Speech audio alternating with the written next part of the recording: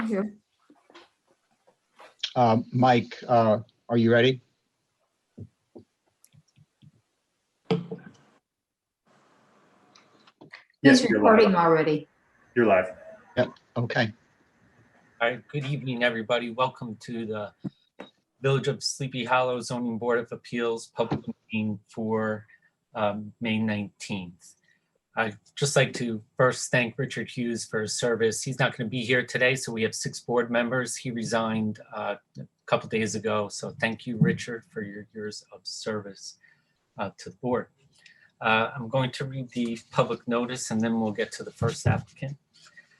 Due to the public health and safety concerns related to COVID-19 pandemic, the public hearing will not be in person. In accordance with the Governor's Executive Order number 202.1, the public hearing will be held by video conferencing and a transcript will be provided at a later date. The public will not be permitted to attend the public hearing in person at any remote location where a zoning board of appeals member may be situated or at any other location. The public will have an opportunity to see, hear, and provide comments at the public hearing, however. The public hearing can be watched live on cable TV, online on the village's website, and through Zoom video conferencing. If any interested member of the public would like to comment on the application, he or she can call into the meeting or can speak through Zoom video conferencing. Written comments may also be sent in a manner ensuring receipt by 4 p.m. on the day of the public hearing by mail to Chairman Timothy Church, care of Village of Sleepy Hollow, Department of Architecture, Land Use Development, Buildings and Building Compliance, 28 Beekman Avenue, Sleepy Hollow, New York, 10591, or by email to Sean S.M. CCARTHY, Sean McCarthy at villageofsleepyhollow.org. Please check the village's website for updated information and instructions to participate in the public hearing. So the first agenda item is the continued public hearing for Tap Z Realty LLC at 47 Clinton Street. And we received some additional information in between last meeting and the current meeting, and the new information is dated Wednesday, May 5th, 2021, and it includes a floor plan for the proposed apartment that is now being proposed as a 2-bedroom instead of a 1-bedroom and a studio, and then a parking requirement table stating that the required parking is 18.5 spaces, and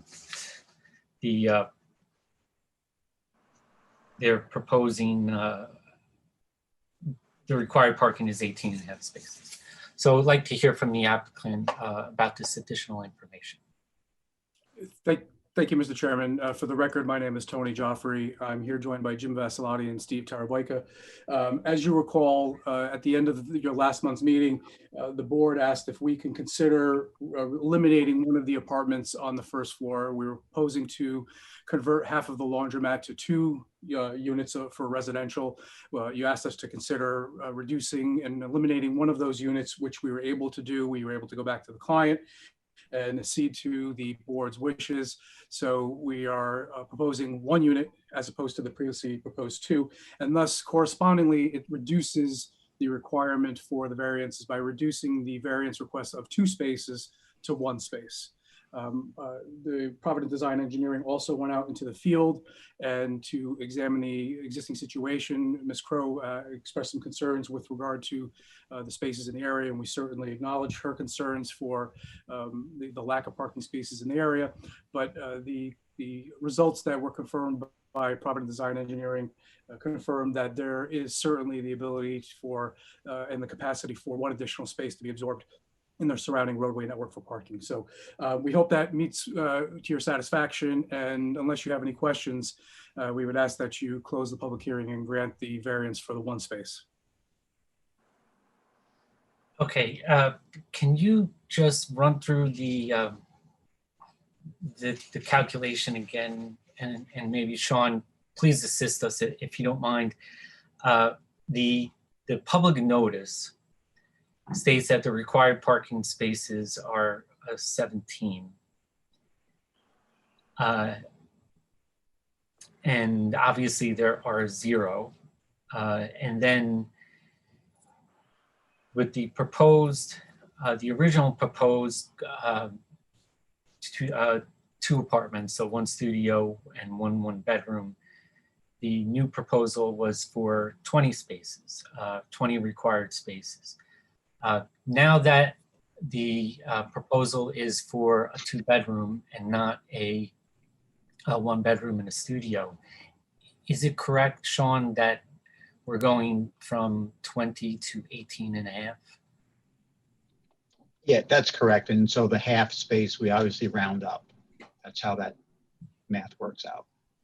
So you round up to 19. Yeah, we always round up because we can't do a half a space. Okay. And again, in this particular application, there's no existing parking. So we just look at what is the additional requirement from the proposal during the course of the change of the use. Yes. So is the applicant's current calculation that the original required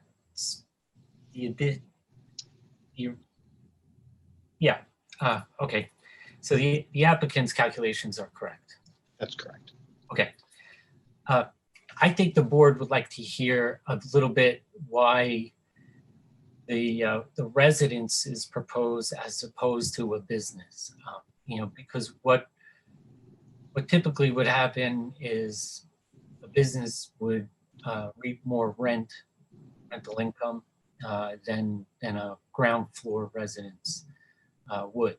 And what's going to happen here is the community is going to lose half of a business, and residence is going to go on the ground floor. We would like to hear, why it's more economic for there to be a residence on the ground floor. Well, I could speak for the owner. Yeah. Currently, the laundromat occupies the entire first floor. The laundromat, at the size it is a loser financially. And if they didn't own the building and they had to pay rent, it would be a real loser.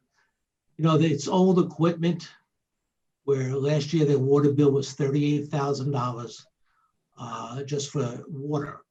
Now, what he's proposing to do is, if he does get this grant and reduces the size of the laundromat, he's going to put all new equipment in, to the tune of about $200,000. And this new equipment, for example, the machines themselves use 1/3 of the water that they're currently using. So his water bill would drop from $38,000 to maybe $13,000. And it's environmentally much better in all things, electrical service, water consumption. And right now, it's a loser. And what would happen is, if we're not successful tonight, he's basically going to close it down and then wait for some other tenant to come along and see what we could do with somebody else. But he's willing to make a $200,000 investment in this piece of property for a state-of-the-art laundromat. Is there any thought of reducing the size of the laundromat, making that investment, and maintaining the commercial nature of the entire first floor so that a second business can go into that space rather than a residence? Well, he's looking to make the apartments. I can't say what he would do in that case to keep it. Search for another tenant. How easily it is to get another tenant in there when he already occupies the whole floor. So if he gets the one apartment, as was requested at the last meeting, this is what he's looking for: one apartment and a new laundromat on half the space. And Sean, maybe you can tell us if the applicant did propose to cut the laundromat in half and put in a commercial business in the space rather than a residence, would an increase in parking similar to what's being applied for here be necessary? Well, it actually might be a more of a demand depending on if it's a retail space or an office space. So that's based on the square footage as opposed to with the residential bedroom count. So it could be if he, for example, if he took out the entire laundry and decided to do 2 separate retail spaces, the demand for the parking actually might be greater. That puts a burden on him. Now he's got to go out and find new tenants when he's already a tenant himself. How viable is somebody putting in an office space in there? I wouldn't think it's that viable. And practically, as Mr. McCarthy indicated, there would be more of a demand on parking, which one of the considerations the board looks at is minimizing the variance request. Obviously, the apartment use is a permitted use in the zone. And so effectively, it's consistent with the code requirements. It's consistent with the state law that you apply. And as Mr. Veselotti indicated, by putting in the $200,000 investment, it's also more environmentally friendly as well. Yeah. Is there a way to make this sound a little louder? I'm having trouble hearing people. Turn up your volume. Yeah. You realize you're talking to somebody who's really not computer savvy. I'm right there with you. How do I turn my volume up? Oh, I guess I'll overhear myself. I don't want to lose you guys. Mr. Chairman, just to give you an example regarding the parking requirement. I got it. Thank you.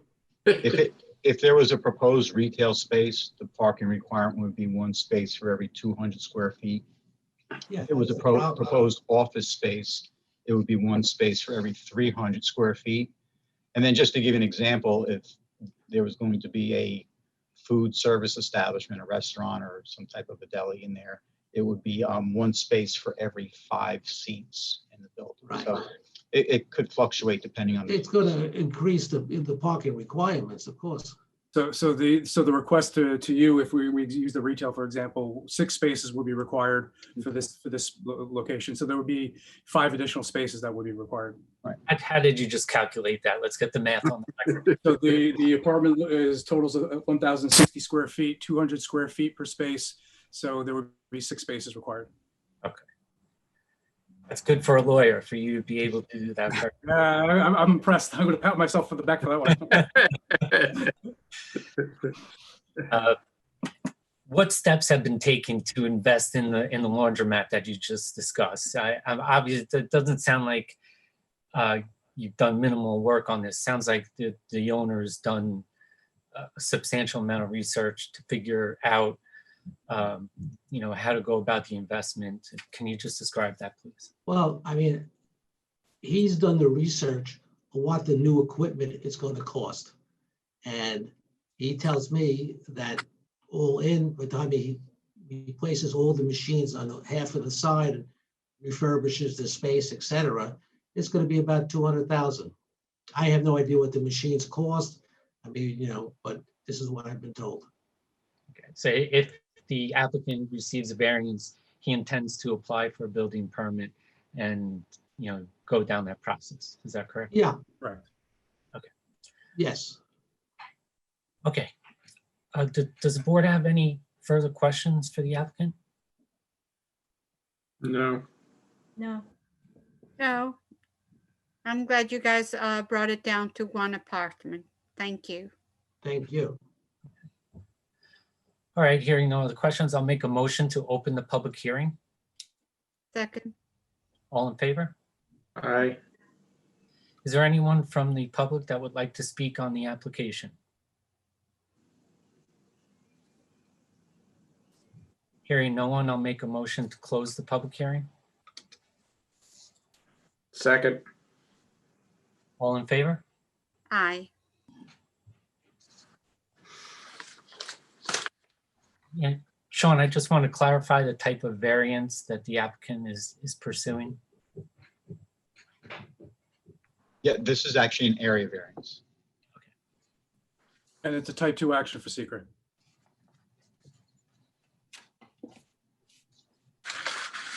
Does the board have any comments on the application? I just echo what Garrett said. I mean, I appreciate them taking it down to one, which, helps out a little bit with the space wise. And I certainly am glad to hear that he's planning on updating the half of the laundromat that is staying.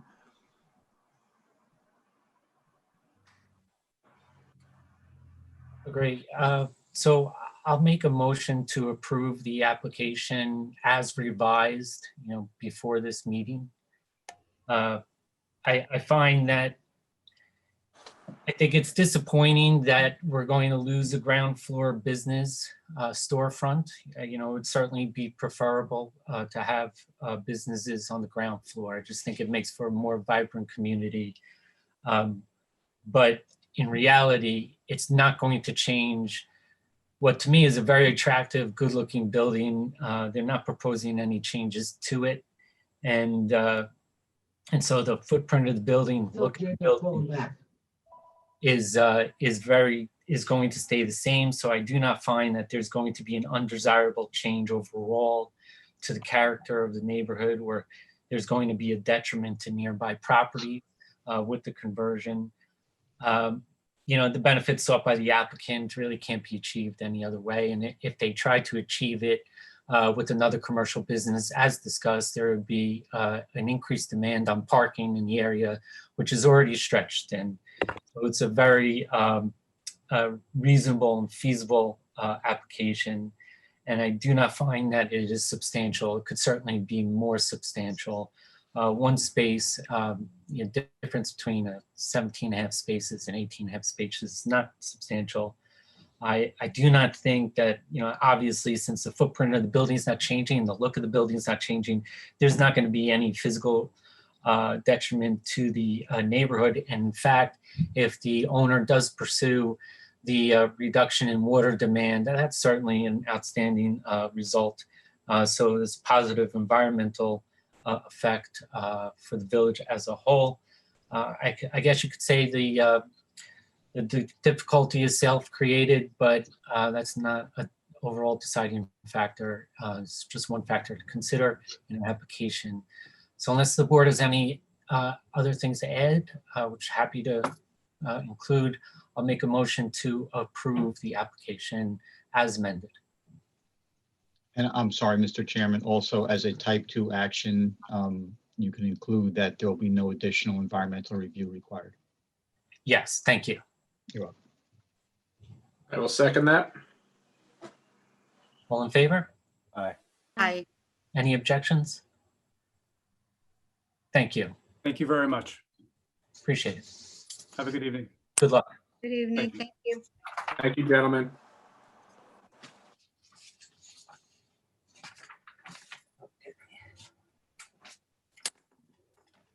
Okay, the next item on the agenda is the application of Savis and Marina Kyriakidis.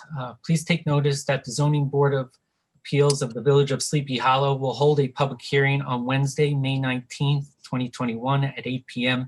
to hear and consider the application submitted by Savis and Marina Kyriakidis to construct a one-story rear addition and covered deck to the existing single-family residence, where the following variances from Chapter 450 of the Code of the Village of Sleepy Hollow are required.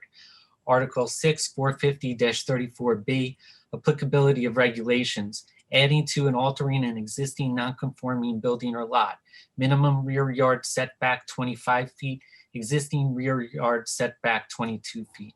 Minimum front yard setback 20 feet, existing front yard setback 15 feet. Article 6, 450-35, Schedule of Regulations. Minimum rear yard setback 25 feet, existing rear yard setback 22 feet, proposed rear yard setback 20.5 feet. The property involved in the application is located at 23 Amos Street, is situated in the R3 zoning district, and is shown on town tax assessment maps as Section 115.8, Block 2, Lot 12. Plans and other materials associated with the proposed application may be reviewed and downloaded from the village's website. Due to public health and safety concerns related to the COVID-19 pandemic, the public hearing will not be in person. In accordance with the Governor's Executive Order number 202.1, the public hearing will be held by video conferencing and a transcript will be provided at a later date. The public will not be permitted to attend the public hearing in person at any remote location where a zoning board of appeals member may be situated or at any other location. The public will have an opportunity to see, hear, and provide comments at the public hearing. However, the public hearing can be watched live on cable TV, online on the village's website, and through Zoom video conferencing. If any interested member of the public would like to comment on the application, he or she can call into the meeting or can speak through Zoom video conferencing. Written comments may also be sent in a manner ensuring receipt by 4 p.m. on the day of the public hearing by mail to Chairman Timothy Church, care of the Village of Sleepy Hollow, Department of Architecture, Land Use Development, Buildings and Building Compliance, 28 Beekman Avenue, Village, Sleepy Hollow, New York, 10591, or by email to smccarthy@villageofsleepyhollow.org. Please check the village's website for updated information and instructions to participate in the public hearing. In support of the application, we've received the zoning board of appeals application, the property survey, and several plans in support of the application. Sean, have all the returns been received? Yes, it's been properly noticed. Thank you. So we'd like to hear from the applicant.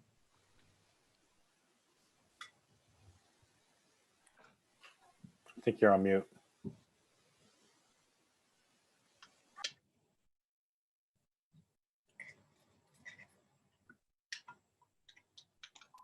Okay. Now you can hear me? Yes. Yes. So my name is William Simeoforides. I'm the architect, and I'll be representing the applicant this evening. So I'm just going to go briefly explain the project and the house and open it up for questions. So what we have is an existing two-story, one-family structure at the end of Amos Street, a dead-end street. The house is modular, built sometime late 80s, early 90s. It's a basic rectangle that sits on a lot that slopes up to the rear about 8 feet. The existing house right now has a very narrow galley kitchen, which I don't show on the plans. I'm just showing the proposed, but if the board would like to see it, I could share my screen. But it's really a narrow kitchen that just is a pass-through into the dining room. What we're proposing is to add an addition in the rear of the house, about 25.5 feet wide by 8 feet deep. That'll be basically an extension of the kitchen and the family dining, as well as a covered deck to the west of the addition. So we're here asking for a variance. If you look at the site, the back lot line is pretty much at an angle to the house, which basically creates a variance requirement in the corner of the east side, a triangular shaped area that we need a variance for, which is about 4.5 feet at the base of the triangle up to 0. And that's what we're here requesting, hopefully tonight, to grant us this variance. The existing nonconformity is the front entry porch, which we're not going to enlarge at all. So we're really here for the rear yard setback of 20 feet. Is it 20.5 feet? So it's a 4.5 foot variance requirement that we're asking for. So with that said, I'll be open to any questions. And just to clarify, the bump out windows don't affect the front yard setback, correct? No, they're still within the setback. So it's just the corner of the addition proposed for the back. Right. About how many square feet are we looking into? Okay, I would have had that ready if I'd known. Hold on a second. Very approximate. So it's 4.5, I said, and the length, let me just quickly see what the length is. Looks like about 10 feet. It is 9 feet. So let's say 10 to play it safe. So what did I say the base was? 4.5. So, you know, maybe 10 square feet, less than that.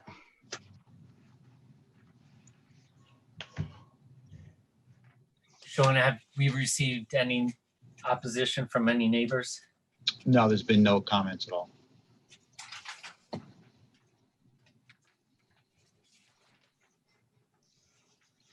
Does the board have any questions for the applicant? I do. What is behind that back of the yard? I see it, you say it slopes up, and I see a railroad tie retaining wall. Is there just another property beyond that, or? Right, there's another property that faces 448 behind this house. Okay, thank you.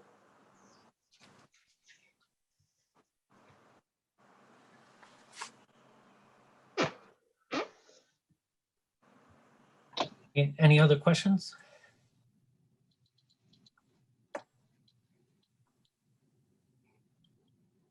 All right, hearing none, I'll make a motion to open the public hearing. Second. All in favor? Aye. Would anyone from the public like to comment on the application?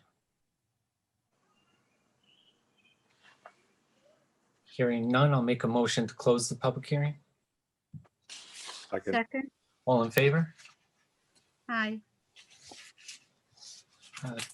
Would any board members like to comment on the application?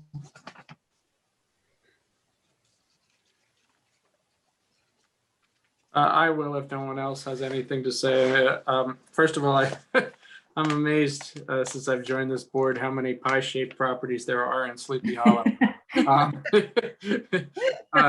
Certainly, you know, the majority of what they're requesting is already existing. To drop it, it's existing 22 down to 20.5 on a gradated hill to the back of somebody's property, I really don't see as an issue, in my opinion. So. Yeah, I agree with you, Craig. I don't see that this is has any negative impact that I can ascertain. You know, it's a little tough to know. It'd be ideal if we had a photograph of what we were seeing in the back there, but you know, with the retaining wall and the fact that the neighbors have been noticed, and if they had an issue with it, I presume they would have come forward. So it seems super reasonable to me. Yeah, in addition to everything that Sandy and Craig said, it's just very insubstantial when you compare it to the type of yard it is. And again, it's a yard and it's a lot that is just very awkward and difficult to move around and build around. And I think it's a reasonable proposal. Yes, the alleged difficulty is self-created. They don't have to make this addition, but that's not the only factor the board considers when granting an area variance. And Sean, I hope I use the right language. I do not think this is an environmental, creates an environmental issue that requires a secret review. That's correct. It's okay. All right, so for all the reasons that Craig and Sandy stated and me, I'll make a motion to approve the application. Second. All in favor? Aye. Aye. Any opposition? Well, thank you very much. Thank you. I think so. Good evening. Good luck. Thanks.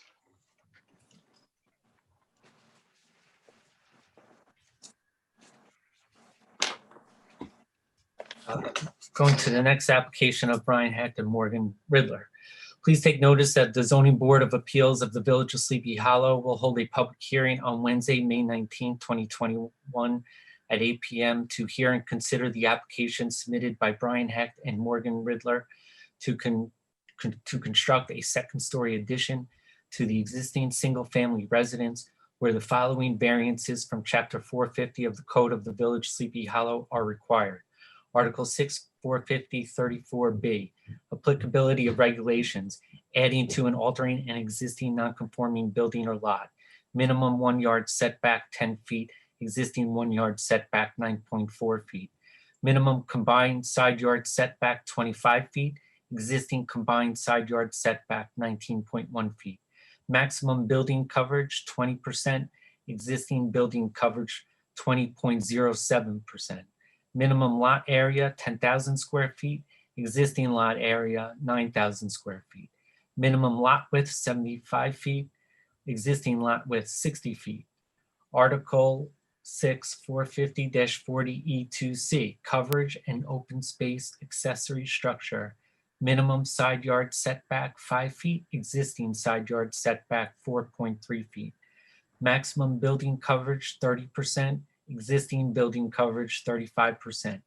The property involved in the application is located at 259 Hunter Avenue, is situated in the R2 zoning district, and is shown on town tax assessment maps as section 110.19, block 1, lot 2. Plans and other materials associated with the proposed application may be reviewed and downloaded from the village's website. Due to public health and safety concerns related to the COVID-19 pandemic, the public hearing will not be in person.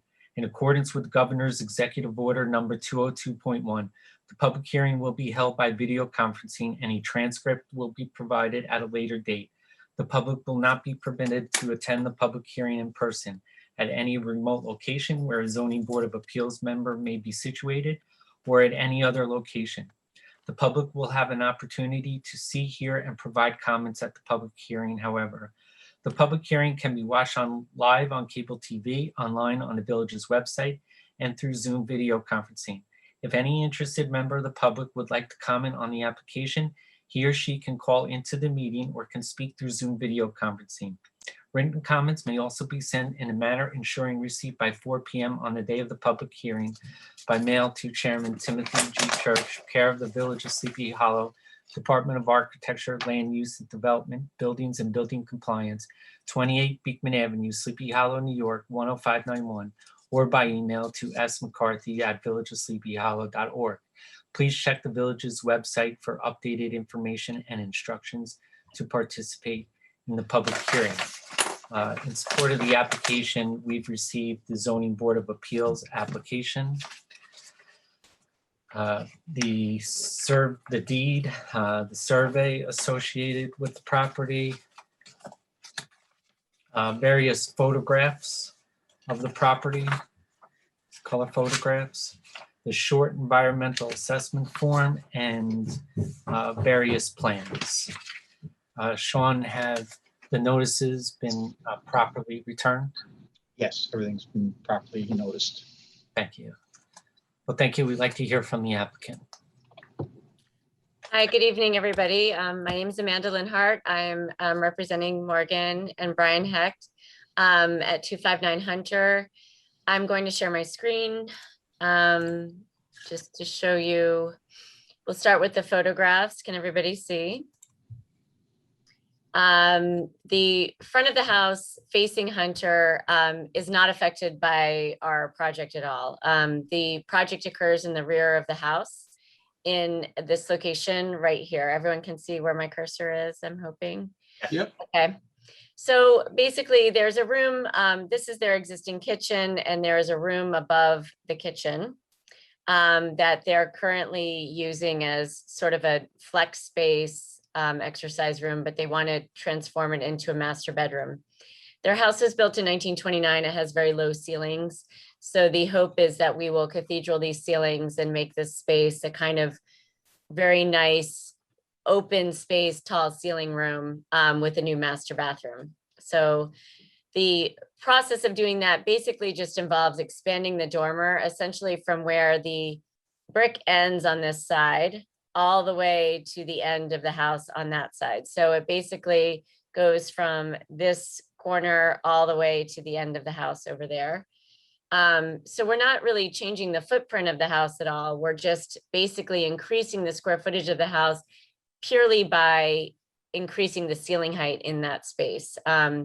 The space under here is under the eaves is not very usable, but by increasing the dormer, we're increasing the square footage of the space. So we're adding about 64 square feet to that room by expanding the dormer.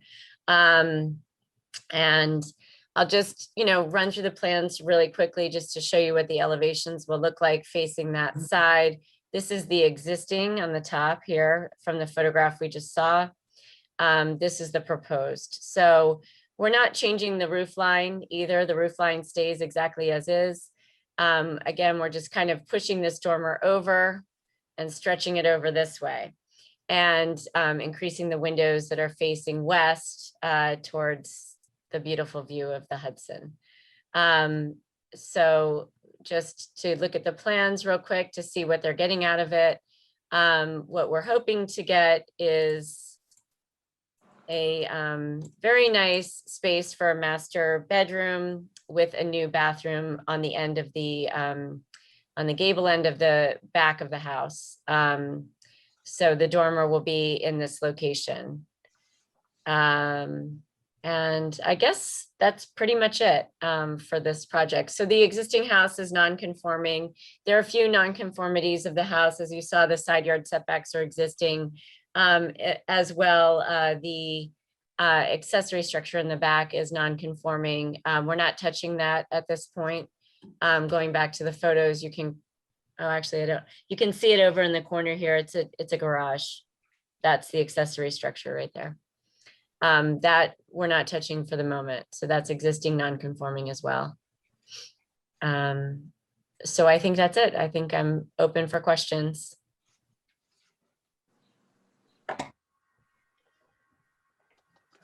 So you're not touching the front of the house.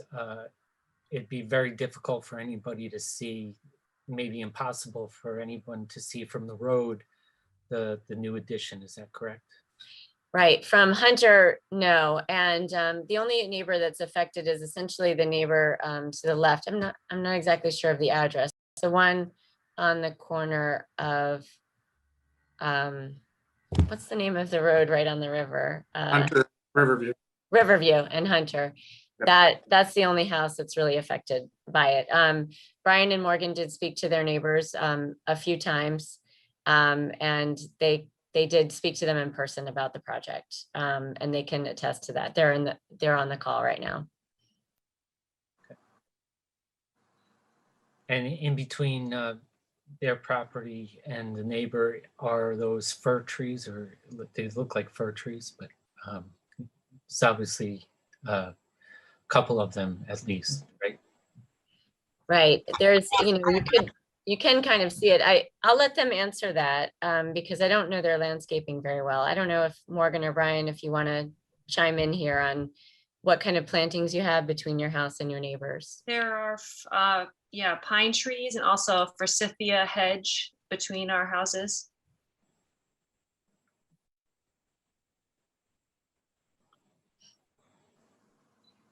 All right. Does the board have any further questions? Yes. Amanda Linhart, for you, a question. You said for the moment, the garage is not being touched. What made you qualify that? Oh, I didn't mean to qualify that. We don't have any plans for the garage at all. Okay. Yeah. Yep. Okay. I didn't mean to qualify that. Okay. Mm-hmm.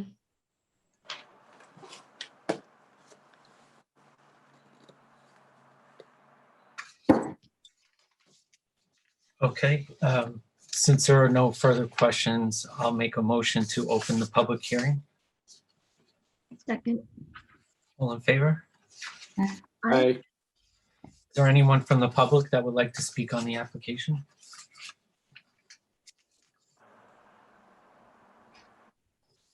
Hearing none, I'll make a motion to close the public hearing. Second. All in favor? Aye. Would any board members like to speak on the application? I find it to be a creative use of space without increasing the footprint of the building. Yeah. Yep. Fully agree. And again, the property is an existing non-conforming property. So then you're not expanding the footprint, and even the existing non-conformities are minimal. So I will make a motion to approve the application, based on the reasons that Mark gave and what I just discussed. It really will have no adverse impact on the neighborhood whatsoever, given it's out of view. The roof line isn't changing, and they're not expanding the footprint of the home. This isn't an action that requires secret review, and there is no public opposition as well to it. So for all those reasons, I'll make a motion to approve it. Second. All in favor? Aye. Any objections? Thank you and good luck. Thank you very much. Congratulations.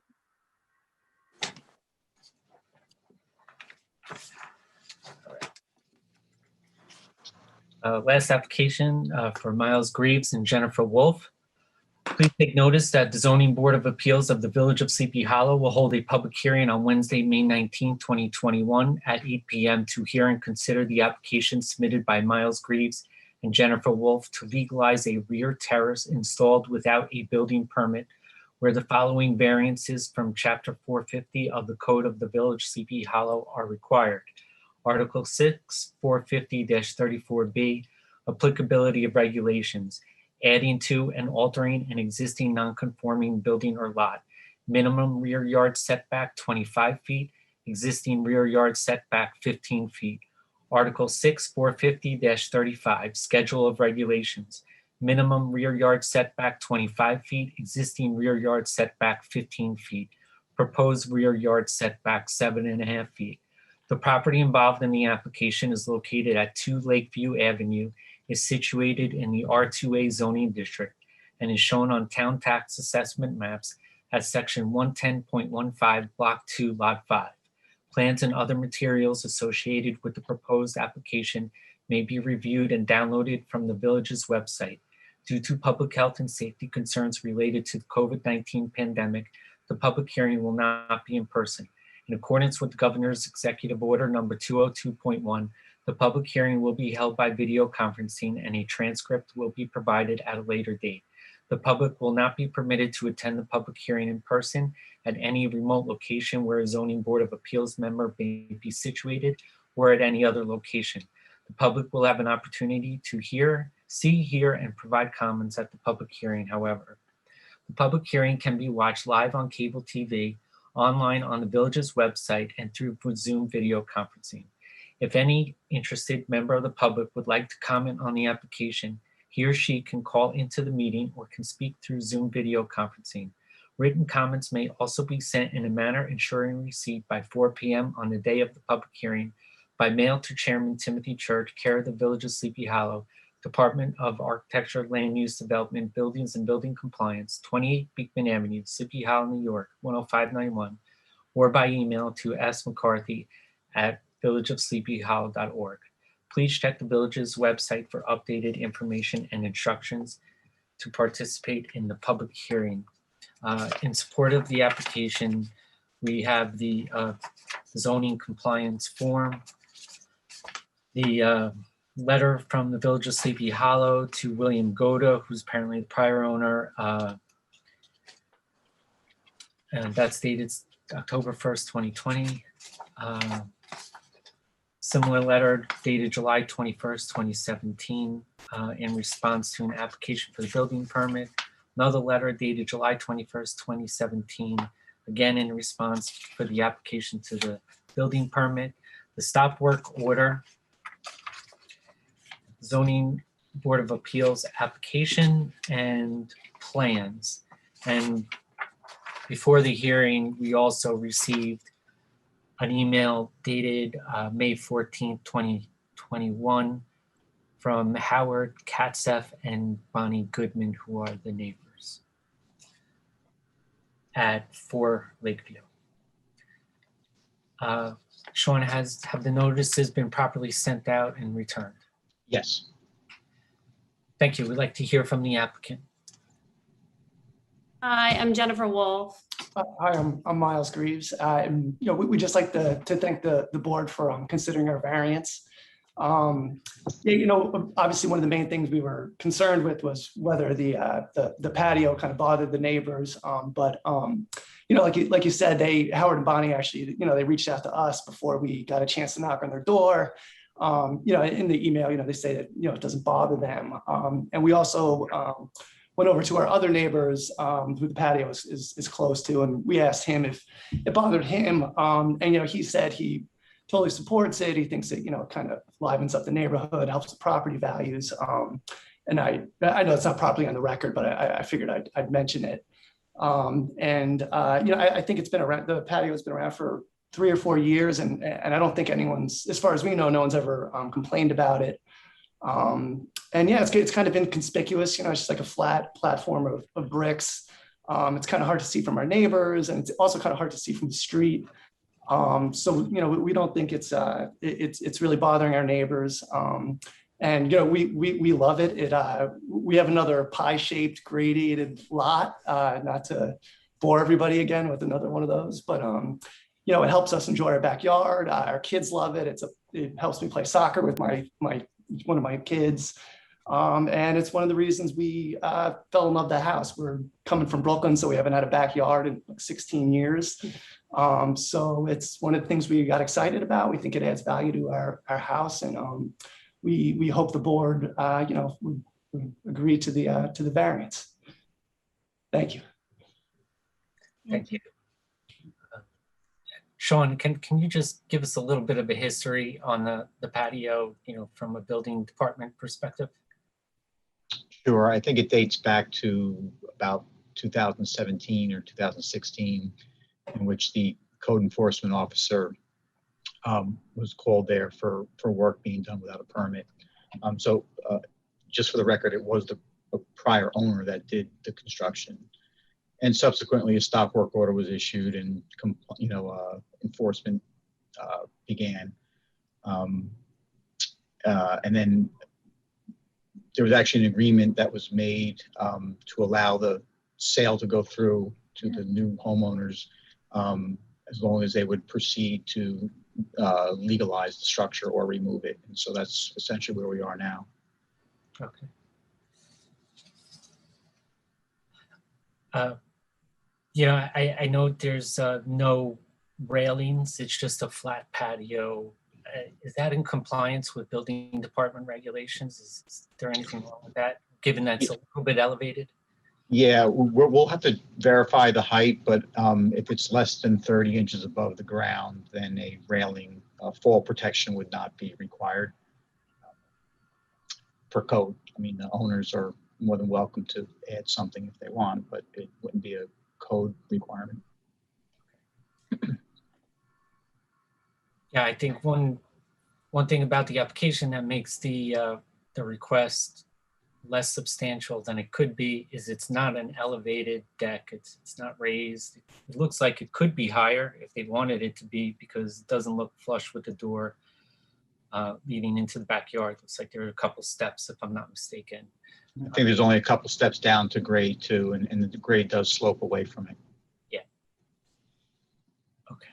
So I think if we do grant the variance, what I would say is if they ever plan to raise it, they'd have to come back for a variance. And we'd also like to add, just, if we do need to add railings, obviously that's not a problem. So. Does the board have any questions for the applicants? I don't. I mean, I feel like this is such a minimal thing. It might be helpful, I don't know, Sean, to share. This is our last application, just what drives what seems to be such a minimal structure to require this level of approval. Well, like with any non-conforming. With any zoning application, it starts with the site and the survey, the property description. In this particular case, the property is non-conforming to begin with, and then the house has several non-conformities too because of the shape of the lot. I mean, again, another triangular shaped lot. There really is no opportunity to expand the house, especially in the rear of the property, without requiring a variance. So although the structure seems minimal, it still falls within that criteria. Okay, see, it just and I would think that some people might interpret it as landscaping as opposed to a structure, and that's why I was asking the question, because if I have a question about it, I assume others might, and it might be educational for anyone that's watching. Yeah, no, well, actually, that's a good point. It is defined as a structure when it takes up space on the ground like that, as opposed to planting or vegetation. Anything that occupies space on the ground. Hard surface, that's the. Yeah, so that falls within a structure. Thank you. So, I mean, um, as far as the stop work order back in 17, it looks like, was that just issued only because they didn't have a permit or didn't get approval, or was there? So my question is, was it an administrative issue that they got a stop work order? Or, because Yeah, they so- could have easily gone through this process then, right? They could have, correct. And there was an attempt. I think there was an application that was made at some point in time, and it was not pursued. And then again, enforcement actions were taken after that as well. Thank you. Or sir. but more than likely back then, if they went through the process, it'd probably be approved, right? I would think so. Yeah. Again, the structure is very minimal. It really fits all the criteria to grant an area variance, especially because of the shape of the lot and again the size of the structure. I think wherever they move it, if they were to propose another structure there, would probably need some type of variance as well.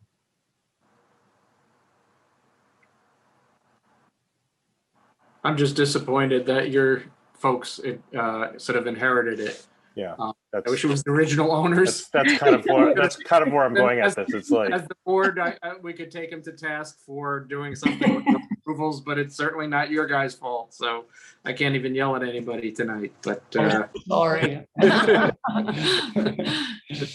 Well, there were penalties for the activity. So if that makes you feel that makes better. me feel a little better. my initial point is, it's just that they didn't do the administrative work beforehand. Right. Whoever did it, it's just laziness. That's correct. Well, I'm glad that you still decided to buy the house despite the fact that it needed process. So, no, I'm sorry. And I hope it doesn't reflect poorly on our town. Oh, no, we love it here. We were like home or paperwork. But Good. We put everyone through this, by the way. So.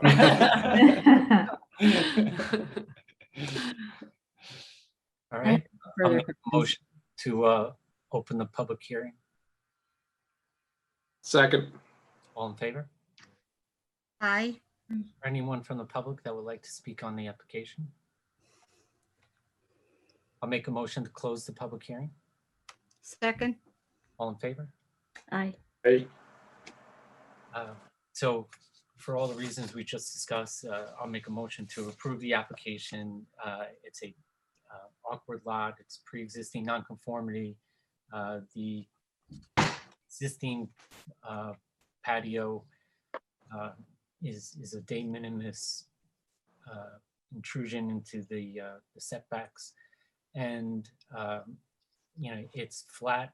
It's not an elevated structure, and there's no public opposition. In fact, the one neighbor that did wrote in support of the application. It's not an application that requires any review under SECRA. And for all those reasons, I make a motion to approve the application. Second. All in favor? Aye. Hey. Thank you.